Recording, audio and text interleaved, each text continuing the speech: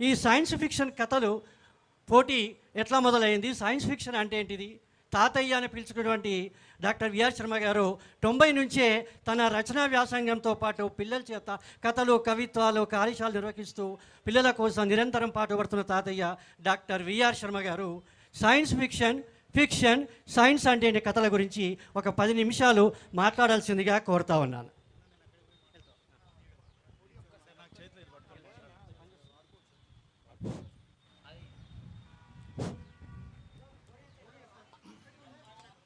Sir ఇది పట్టుకోవడం కష్టం అవుతుంది.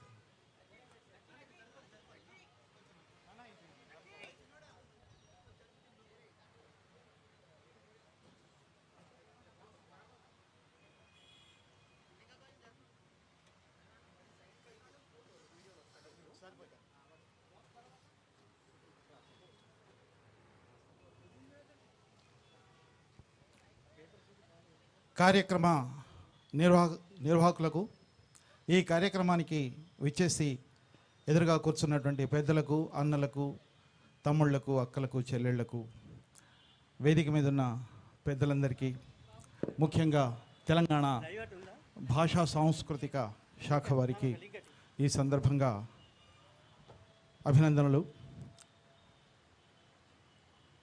ఇప్పటి వరకు మనం సాహిత్యంలో మొదటి సాహిత్య రూపం అని చెప్పుకున్నటువంటి పాట విశ్వరూపాన్ని చూసాం. లిపి కూడా లేని కాలంలో పుట్టిన పాట తన విశ్వరూపం ఎంత అద్భుతంగా ఉందో ఏ ఉద్యమాన్ని అడిగినా, ఏ సందర్భాన్ని అడిగినా ఆ పాట తన రూపాన్ని ప్రదర్శిస్తుంది. ఇందాక మనం చూసాం హైదరాబాద్ ఎంత గొప్పగా ఉందో, తెలంగాణ సంస్కృతి, తెలంగాణ సాహిత్యం ఎంత గొప్పదో అన్ని పాటలు మనకి ఇంతవరకు చెప్పాయి. పాట తర్వాత వచ్చినటువంటి సాహిత్య రూపం కథ అని చెప్తారు. కథ కూడా బహుశా మానవ జీవితంలో అది విస్తరించని విభాగం లేదు. కథ అన్ని సందర్భాలలో తన పాత్రని అద్భుతంగా నిర్వహించింది.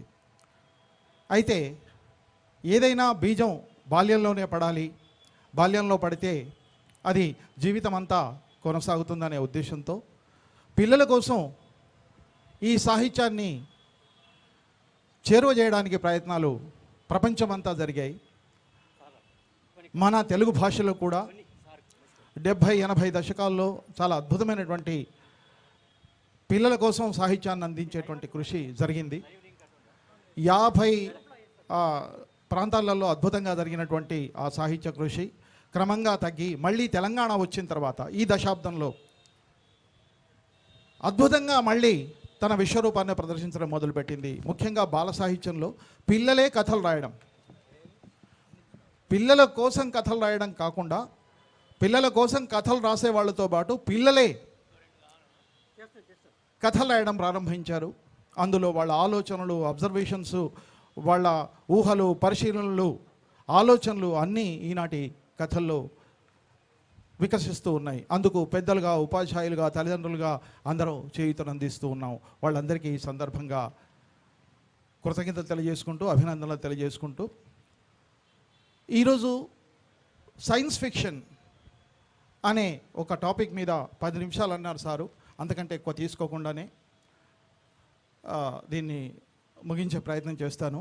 సైన్స్, ప్రకృతి సూత్రాన్ని అర్థం చేసుకోవడం సైన్స్, ప్రకృతిని అర్థం చేసుకోవడం సైన్స్, పదార్థాన్ని అర్థం చేసుకోవడం సైన్స్, శక్తిని అర్థం చేసుకోవడం సైన్స్.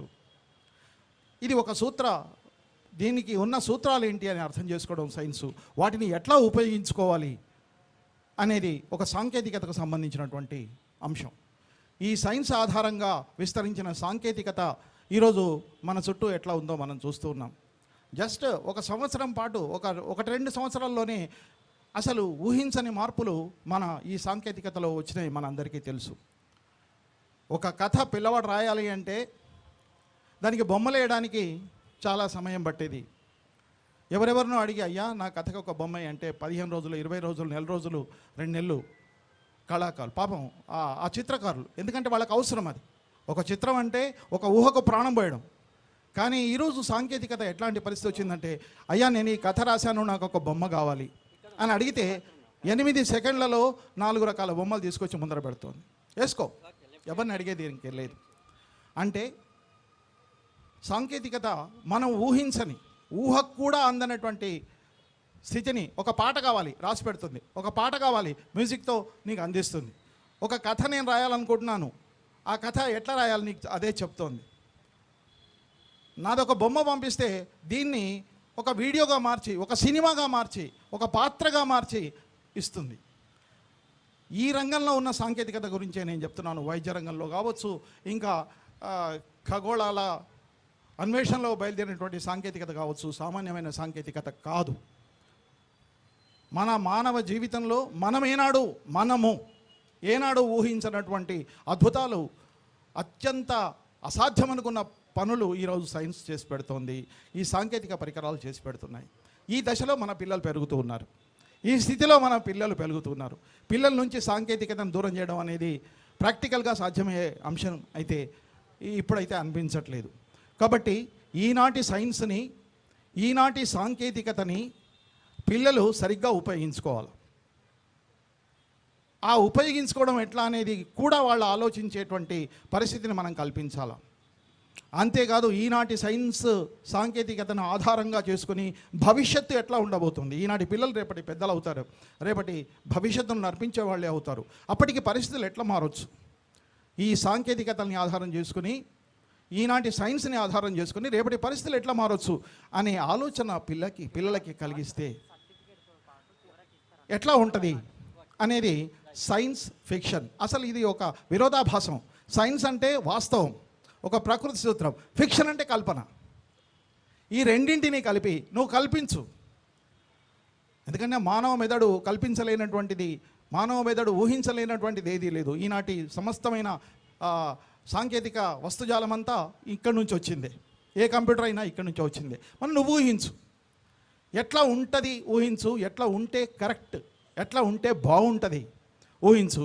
ఈ పాఠశాలలు, ఈ విద్యా వ్యవస్థలు, ఈ వైద్యము, ఈనాటి కుటుంబ పరిస్థితులు, ఈనాటి రాజకీయాలు అన్నీ ఒక 50 ఏళ్ల తర్వాత, ఒక 100 ఏళ్ల తర్వాత ఎట్లా ఉంటాయి మానవ సంబంధాలు, ఇవన్నీ సైన్స్కి సంబంధించిన. సైన్స్ అంటే ఏదో ఖగోళానికి సంబంధించిందో కాదు. సైన్స్ అంటే మానవ జీవితం ఎన్ని రంగాల్లో ఉందో అన్ని రంగాల్లోకి ఈ సాంకేతికత, సైన్స్ సూత్రాలు వస్తాయి.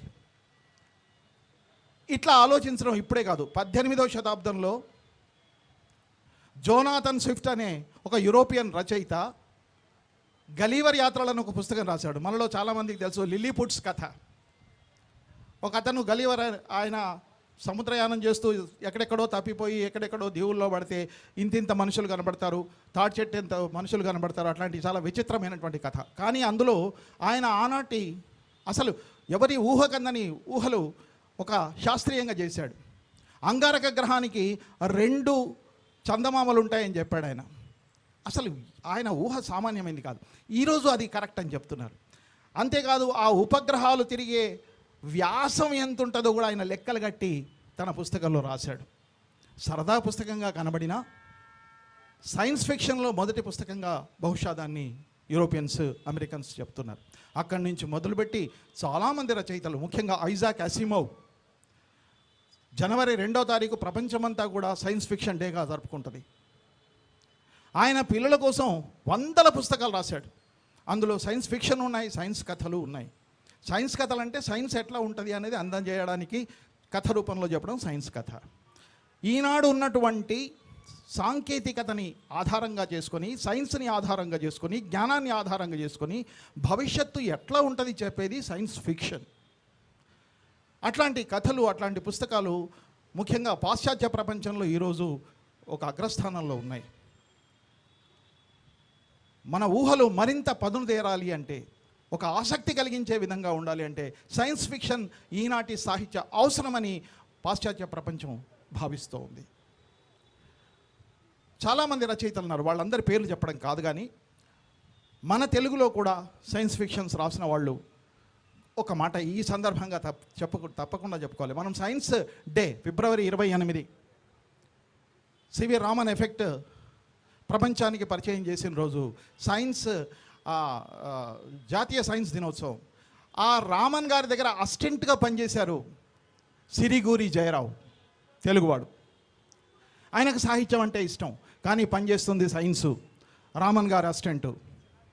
ఆయన సివి రామన్ ఎఫెక్ట్ రాకముందే 1928లో రామన్ ఎఫెక్ట్ వస్తే 1927లోనే ఈయన పరమాణువులో మేజువాణి అని మొట్టమొదటి ఒక సైన్స్ ఫిక్షన్ కథను రాశాడు.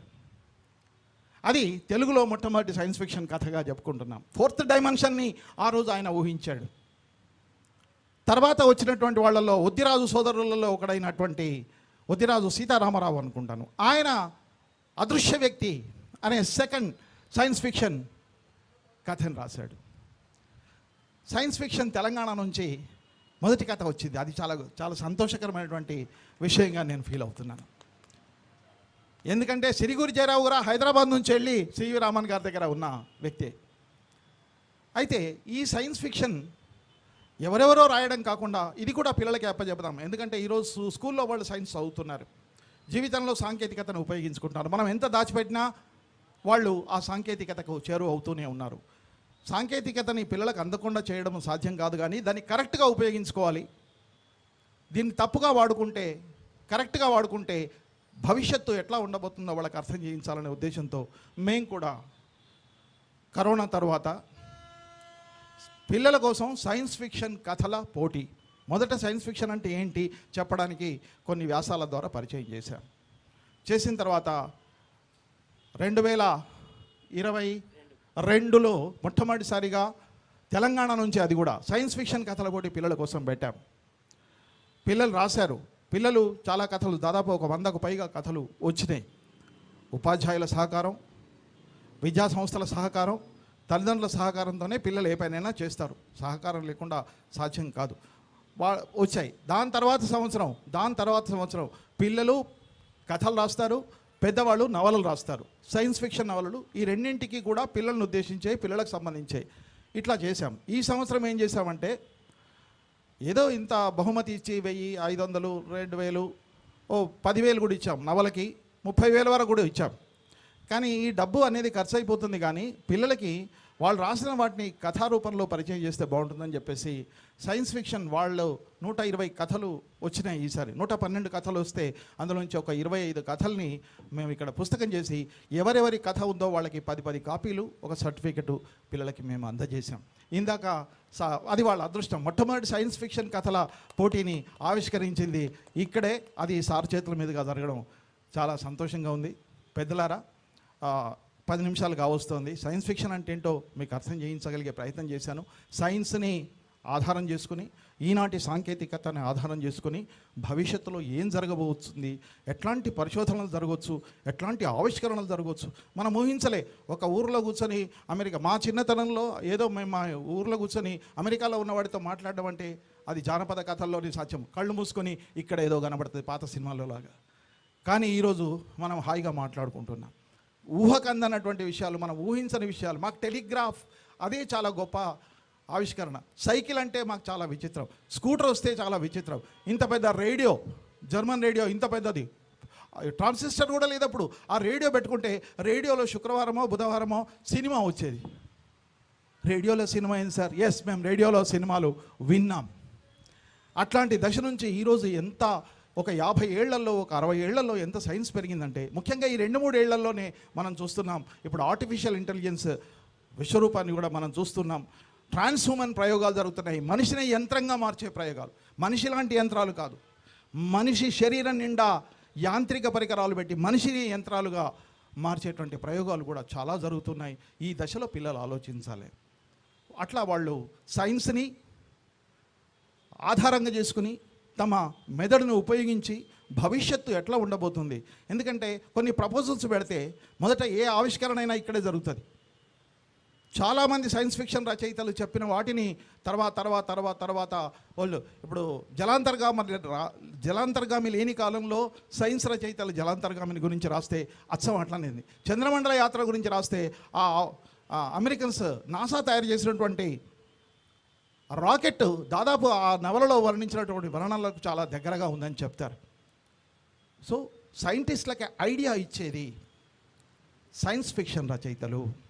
ఐన్స్టీనే అంటాడు, మాలాంటి సైంటిస్టులకి కొత్త ప్రయోగాల మీద ఆసక్తి కలగడానికి science fiction novels, science fiction రచనలు మేము చదవడం కారణం అంటాడు ఐన్స్టీన్. కాబట్టి సైన్స్ ఫిక్షన్ అనేది కేవలం కథ కాదు, భవిష్యత్తులో జరగబోయేటువంటి ఆవిష్కరణలకు అది ఒక మూలమవుతుంది.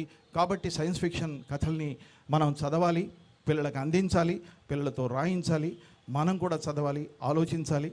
మరి ఇచ్చిన సమయం అయిపోయింది కాబట్టి మనం సైన్స్ ఫిక్షన్ చాలా లోతైన సబ్జెక్టు, దీని గురించి మరోసారి విస్తృతంగా మనం మాట్లాడుకుందాం. మాకు ఈ అవకాశం ఇచ్చినటువంటి తెలంగాణ భాషా సాంస్కృతిక శాఖ వారికి కృతజ్ఞతలు. చివరిగా ఒక మాట నేను తప్పనిసరిగా చెప్పాలి. నేను కూడా సైన్స్ ఫిక్షన్ పేరు అట్లా చెప్పను, ఆధునిక కల్పన అంటాను. సైన్స్ ఫిక్షన్ అనే ధైర్యం ఇంకా నాకు లేదు. ఎందుకంటే ఒక్కోసారి సైన్స్ ఫిక్షన్ అన్న వాటిని ఇది సైన్స్ ఫ్యాంటసీ అంటున్నారు. కానీ గమ్మత్ ఏంటంటే ఒకరోజు సైన్స్ ఫ్యాంటసీ అన్నది తర్వాత కాలంలో సైన్స్ ఫిక్షన్గా నిరూపణ అయినటువంటి సందర్భాలు, ఈరోజు ఫ్యాంటసీలాగా కనబడింది, రేపు ఒక వాస్తవ రూపాన్ని ధరించిన సందర్భాలు కూడా ఉన్నాయి. నేను ఒక 5 నవెల్స్ రాశాను. కానుక నా మొదటి సైన్స్ ఫిక్షన్ నవల. దానికి వారు ఏమన్నారంటే ఇది సీరియల్గా, దీన్ని ఒక సిరీస్గా వస్తే బాగుంటుందంటే, వారి మాట, వారు ఒక సందర్భంలో అన్న మాటను నేను తీసుకుని ఇప్పటికి 5 సైన్స్ ఫిక్షన్ నవల్స్ పిల్లల కోసం రాశాను. ఆ credit goes to Narasimhareddy sir. నా వెనక ప్రేరణగా నిలబడింది sir. Thank you sir. Science అంటే ఏంది, సైన్స్ ఫిక్షన్ అంటే ఏంది, సూటిగా స్పష్టంగా తెలియజేసినటువంటి డాక్టర్ విఆర్ శర్మ గారికి ధన్యవాదాలు.